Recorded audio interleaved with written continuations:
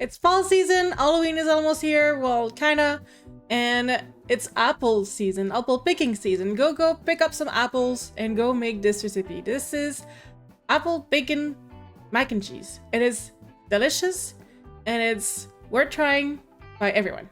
Literally everyone. Let's go!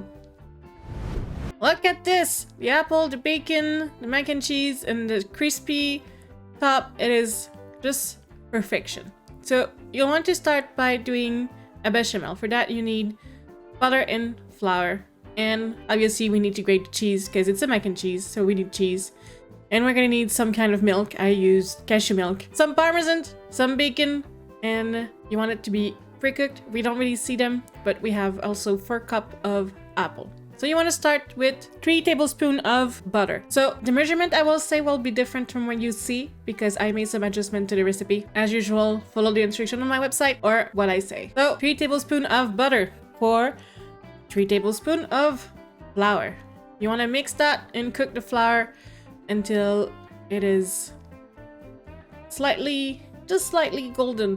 Once it browned just a tiny bit, you want to add the 3 cups of milk. You want to add them to the roux that you just made, but you don't want to dump it all at once. You want to slowly whisk in it the milk so that it doesn't create big chunk of flour that cannot be destroyed after. I don't know how to explain it, but basically you need to incorporate it slowly so you don't change the temperature too much and that everything goes well. That's how you make a bechamel.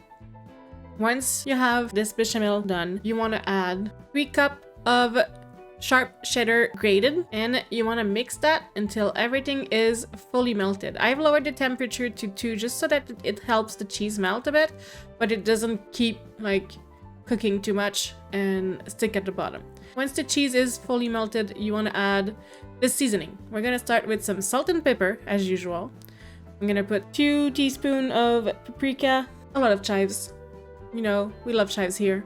And you want to add the pre-cooked macaroni. Here I have 500 grams of pre-cooked macaroni. It was 500 grams before boiling them, before cooking them.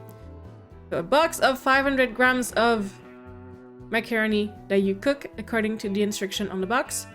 And you want to add the apple, the bacon. Bacon is a pound of bacon diced and fully cooked. And you want to mix everything well.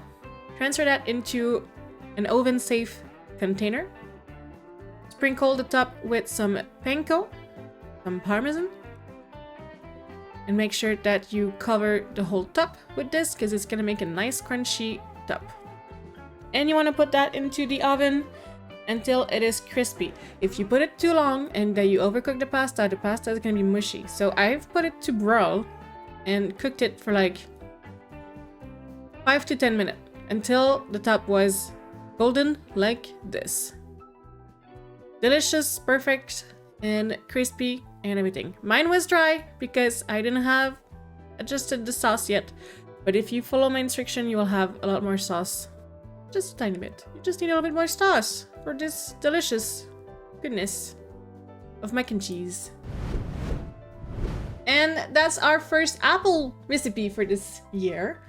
I hope you guys enjoyed it. I hope you guys will try it. It was definitely delicious. And apples are good in a lot of things. We do like apples on this pizza. So it may sound weird, but trust me, it's not that weird. I have a lot more apple things coming. I have 1 or 2 more recipe at least. I have 1 or 2 more recipe at least. And I still have some apples on my countertop. So I still have more recipe to do. On this, I will let you guys go and watch other famous YouTuber, whatever you like, and I'll see you guys next week. Bye bye!